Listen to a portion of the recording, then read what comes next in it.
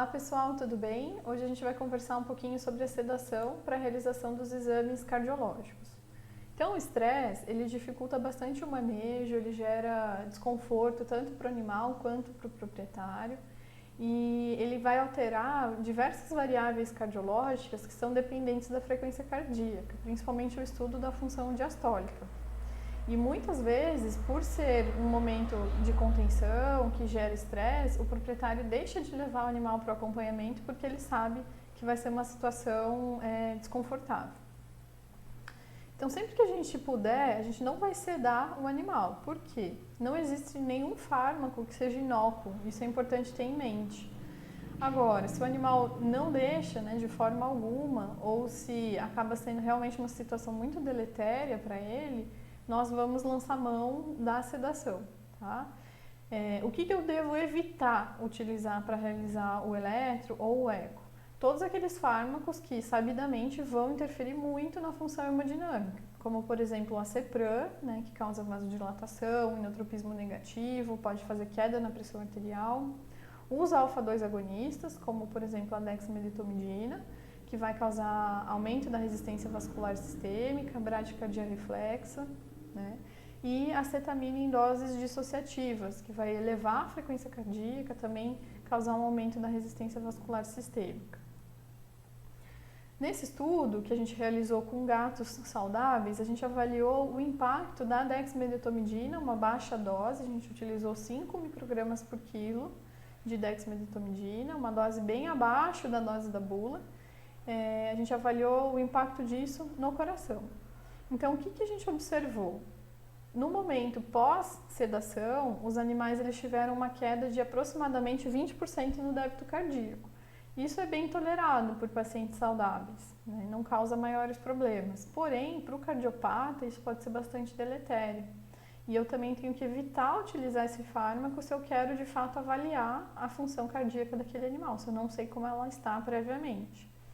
Algo que nos chamou bastante atenção aqui foi a ocorrência de insuficiência valvar após a administração da dexmedetomidina. Então, no basal, nenhum dos gatos tinha insuficiência valvar. Após a pré-medicação, com 5 microgramas por quilo, vejam aqui o percentual de animais que desenvolveram insuficiência valvar. Não é que eles se tornaram insuficientes, mas o fármaco, por aumentar a resistência vascular, acabou, naquele momento de duração do fármaco, gerando uma insuficiência valvar. Então, se eu quero saber como está a função da válvula, eu não posso utilizar um fármaco que vá alterar isso. Os opioides agonistas kappa, antagonistas Mi, como por exemplo o butorfanol e a nalbufina, eles são opções bastante seguras para avaliar a função cardiovascular e também para o paciente, Eles interferem muito pouco na função hemodinâmica. O porém deles é que eu consigo uma sedação aí de leve a moderada, dependendo do comportamento do animal. Então, se é aquele paciente que não colabora de jeito nenhum, só o butorfanol, por exemplo, ele não vai dar conta, Ele vai causar uma sedação aí leve. Então, uma outra opção ao butorfanol, que às vezes é caro, difícil de encontrar, é a nalbufina, que vem em ampola, Ela é comercializada pela Cristália. Então, a gente consegue, às vezes, utilizar ela de maneira mais fácil do que o butorfanol. E a dose para os dois aqui é a mesma. Esse estudo, realizado com gatos, ele é bem interessante porque o que eles fizeram? Eles deram uma cápsula de 100 miligramas por gato de gabapentina antes do animal ser levado para consulta veterinária e observaram que os gatos sedaram, ou teve uma sedação aí moderada, tá? Então a gabapentina é um fármaco que geralmente a gente usa para o tratamento da dor crônica, numa dose muito mais baixa do que essa que eles forneceram. Mas eles viram que pode ser uma opção. Então já conheço vários profissionais que recomendam o proprietário a dar uma cápsula de gabapentina antes dele ser levado para consulta no veterinário ou para avaliação de qualquer tipo de exame, tá?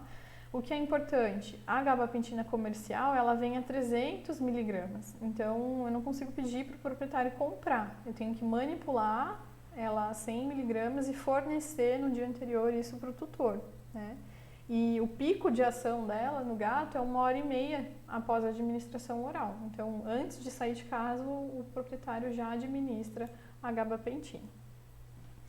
Outra opção que eu particularmente gosto e uso bastante é a farmacopuntura. O que é isso?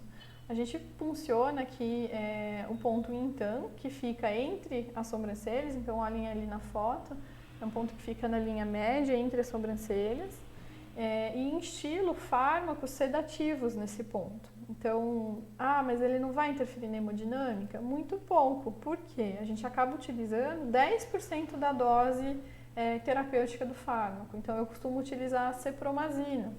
Se eu utilizaria por via sistêmica 0,03, 0,04, aqui eu consigo fazer 10% dessa dose, né? Então aí a gente dilui para dar um volume um pouquinho maior, calcula 10% da dose e administra no Intan. Tem bons efeitos aí tranquilizantes.